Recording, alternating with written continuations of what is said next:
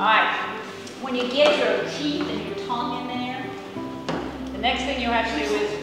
These youngsters are celebrating and learning the visual and performing arts at a very special place, the Robert E. Lee School in Paris.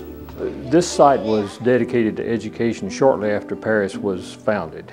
Paris was founded in 1823, and in 1825, about 60 of the most prominent people in Paris got together and pledged money to build a school. And this school was to be called the Paris Male Academy. It was a private school, and it stayed here until 1880 as the Paris Male Academy. And then in 1880, the city of Paris took the school over, and it was Paris City School until 1906, when the Grove High School was built in Paris. So there's been education at this site for many, many years. On these very grounds in 1861, a Paris regiment was mustered for action in the Civil War. Now listed on the National Register of Historic Places, the Robert E. Lee School was built in 1880, 2 stories, 4 classrooms, and the bell tower. The school more than doubled in size with a new section in 1893, and in 1909, students lent assistance to the addition of a gymnasium building. Most people, however, remember using this building as the school's cafeteria. Now working to restore the structure, Ray Harding began his schooling here at Lee in 1947. Yes, we talked in his 4th grade classroom. Well, there are a lot of recollections here. One of the best teachers I ever had was my 4th grade teacher. She was truly inspirational. Her name was Mildred Snyder, and she,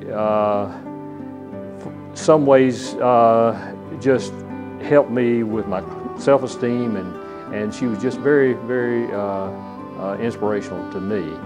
And so I have fond memories of this class. One of the memories is that I lived about 1.5 miles, 2 miles from here, and rode my bicycle to school, and my dog would follow me to school, and he would sit out there and bark. And so I'd just get up and raise the window and yell at him, and he'd go home. But I remember that happening on at least a couple of occasions. As you walk down the halls and peek into the classrooms, you can almost hear the voices of children who have long since left their books and pencils behind. From the doorknobs to the old blackboards, history and imagination abound. For me, it was a glimpse back to my own elementary school experiences in southwest Wyoming. I have been fascinated with how interested the little children are in the building. And one little boy keeps saying, "I like old schools." And we want people to have a sense of pride in this community's heritage. We also would like to have one room set aside as a recreation of the Lee School of 1893 and how the school looks and what was taught here and what the kids brought for lunch. My wife is a teacher, and she would like to take part in that and have a course that the kids in the school could use as a field trip to come and study what education was like well over 100 years ago. And that leads us to the future of the Lee School. Classes ended here in 1975, and the school served as offices for the Paris Special School Board until 2000. To save the building, the Paris chapter of the Daughters of the American Revolution spearheaded the Robert E. Lee School Association, which took possession of the facility in 2002. We felt we had a mission in 2 parts. We had a mission to save the school and to use the school for the benefit of the county. The concept of saving the school was quite simple. All we needed was money. We weren't sure where we would get the money, but we felt that if we had the money, we could save the school and restore it to its former glory. Now, using the school, we went through lots of wild ideas on how to use the school. We went from luxury condominiums. We talked about office space for nonprofit organizations, but we soon discovered that nonprofit organizations don't have any money. So we saw very little profit in that.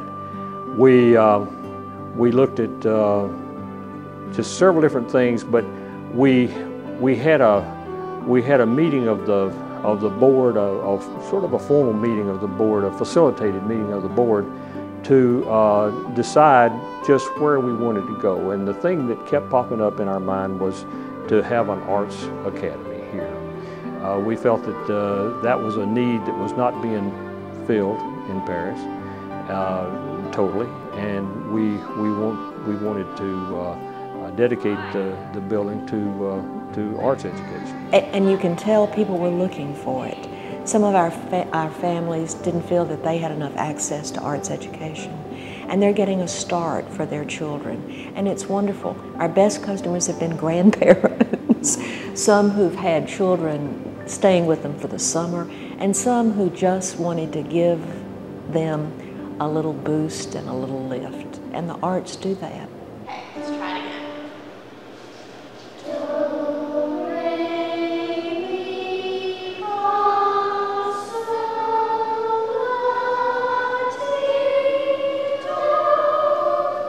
On the morning of our visit, the children were enjoying Create 1, 2, 3, a morning of art, music, and drama. And you say, well, are you coming with us or not? Are you coming with us or not? And you say, okay. Okay.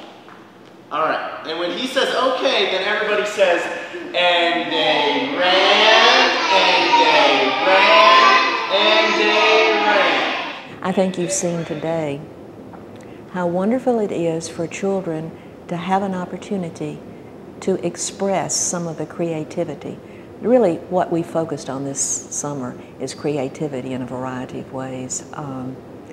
People need to know how to do that, even if they don't become artists. It's part of our lives, whichever brain you specialize in. I think it's a great opportunity for children to learn. There's going to be a lot of opportunities, I think, for them to get neat faculty and to bring in people from colleges and things like that here to share with the children, and I think that's an amazing thing to share with them, to be able to share arts and music, drama, art, writing, everything that they're doing. It's a great program. I like music, and I like to sing, and I like art. I saw you singing. What song were you doing this morning? Sleep My Child. Oh, that's a pretty one, huh? Mm-hmm. Yeah. What's your favorite part about art class? I like making puppets. Can I see your puppet? Mm-hmm. Hold that up.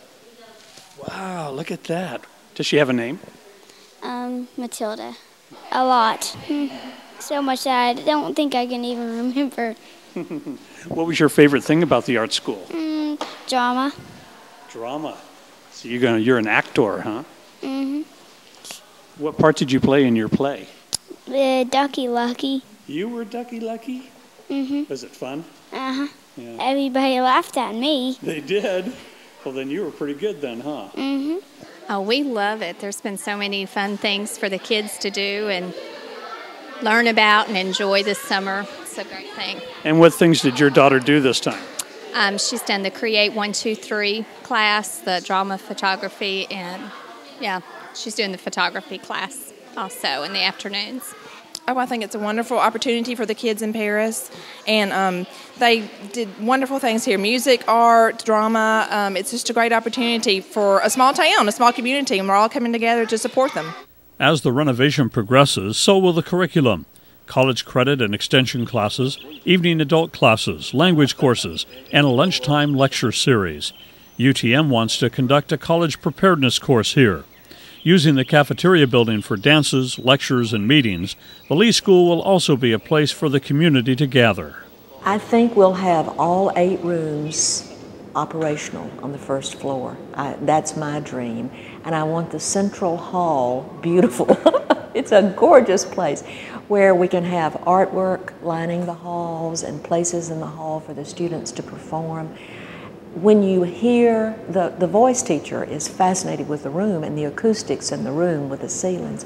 When you hear the music filling the hallways, I want to hear the sounds, and art has sounds, the sounds of people of all ages exploring their own talents and artistic talents.